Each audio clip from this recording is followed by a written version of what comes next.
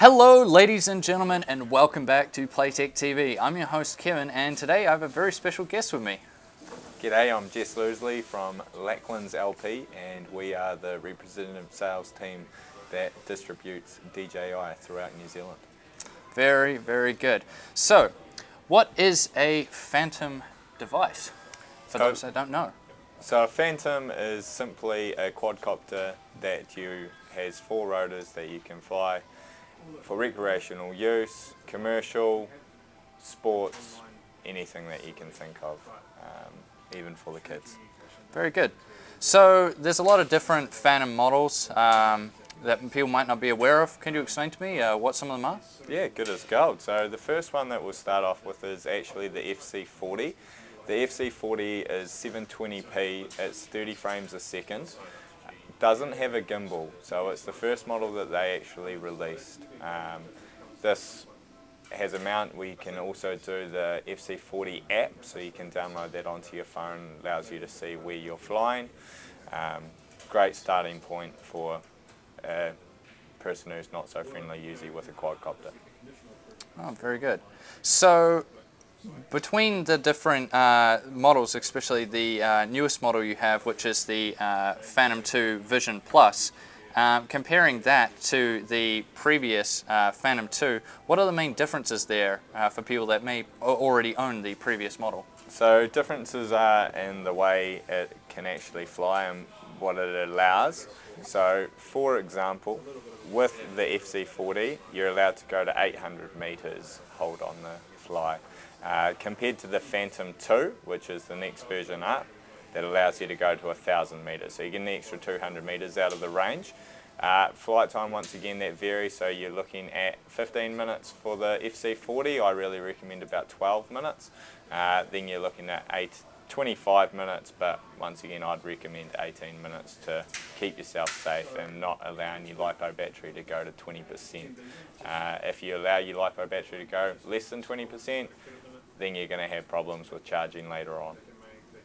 Okay, so in terms of rules and regulations regarding these, within New Zealand anyways, what rules regulations should people be aware of before they purchase something like the Phantom 2 Vision Plus? Cool, great question. The first thing is you've got to know that these aren't just toys. They can actually cause really bad damage, and we can also go into breaking laws into aerial flight. So number one is common sense always prevails. Don't go near an airport and stand and try and take a photo or video of a plane coming in, because you automatically are breaking the law. You can then not go above 431 feet, because then you're into fly zones. If you're doing a commercial shoot in a city, you've got to have council permission. You've got to have someone there with you telling the aviation control what time you're going up, when you're going up, how long you're flying for, and what you're actually doing.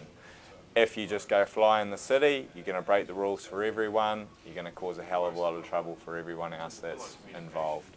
So it's an easy way to get something banned, so let's just keep common senses together. Yeah. So aside from recreational buyers, what commercial uses are there for the Phantom 2? So the main one that would come to mind would obviously be real estate photography. Yeah. People out there that have to hire someone to take a pole up and take a photo of their home. This allows them to simply take it out of the box and shoot their house from 4 different vantage points. Another one is also farming and checking on stock, especially when it's snowing and you can't necessarily get out to that paddock 13. Stock management is a big one that you can definitely look at. Also, you can then talk about the commercial use of TVNZ and going up the mountain and shooting someone on a snowboard, flying down and doing a jump. You can also look at the aspects of surfing and opening a whole new world into what that allows. You can also look into landscape and taking new vantage points of something that you've never seen before. So a whole new world into everything that's available, anything that you can really think of in the commercial stakes you can do. Yeah, that's great. So in terms of cameras then, for people looking at them for commercial uses, what choices do they have and what camera to use with something like the Phantom 2 Vision Plus? So Phantom 2 Vision Plus is going to be your best option. You've got 14 megapixels for photo, you've got 1080p for video. So you can allow someone to fly into your home or around your home. You've also got the benefit of having the 3D axle gimbal as well. Yep. And you can control that on the back of your remote controller. You've also got the ability to go to 90 degrees vertical, which is the best out of every single drone there is. You've then got running off 5.8 gigahertz, so you're jumping up from the FC40, which is 2.4 gigahertz. So once again, we're getting more bang for our buck. So in terms of warranty and accessories, what are we seeing in that area? So in that area we're looking at 12 months. You always come back into the store that you've purchased the drone from. Yep. Make sure that you get the best service possible, and if there's any major faults it'll come back to us, and then we have a service agent here in New Zealand that can oversee anything. So 12 months for the warranty. Yep. The best thing about the accessories, number one, is prop guards. You need about 50 hours before you think you're good at flying a drone. We've been out today and we've had a bit of a fly. Number one importance is prop guards, easy to break, and it saves you the money of the drone. I can attest to this firsthand. So anyone out there that doesn't think they need a prop guard, you are horribly mistaken. As though some of the crashes we've had today when we were having a bit of a play with it was a bit of an eye-opener. You're definitely going to need them, and even for someone experienced flying drones and things like that, I would still say, I mean, it's only $30, so you may as well, and they are going to probably save you in the long run, even if you're an experienced flyer in a day that you might have a strange gust or something come through like that, and you go flying into a tree. You'll definitely be counting your blessings that you bought the prop guards previously. So could you tell me a bit about the more base model FC40 compared to the more top model Phantom 2 Vision Plus, and compare the two together? Cool. So as talked about, the FC40 is the first version. 720p for your video, 30 seconds frames. You're looking at a 12 megapixel camera, 800 meters, 5.8 gigahertz, and 15 minutes flight time. When we compare that to the Vision Plus 2, we're looking at a huge difference. So first thing is you've got the 3D axle gimbal, so it allows you to rotate your camera as you're flying. You've got a 700 meter Wi-Fi connection, so compared to the FC40, it's huge difference. You've also got the Vision app, which you can download. You've got 14 megapixel camera with a 1080p, 90 degrees vertical compared to 60, and then 800 meters on 5.8 gigahertz, and then you can add on with an extender. Compared to 15 minutes flight time with the FC40, you're now looking at 25 minutes. That's a 5,200 milliamp battery.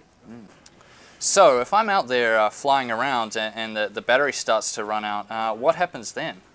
So great thing about the Phantom is how easy it is to use, and they do have a system called Return to Home. This is basically a GPS radar system, so you have to set this up before you fly. If you don't have it before you fly, it's just going to continue to go.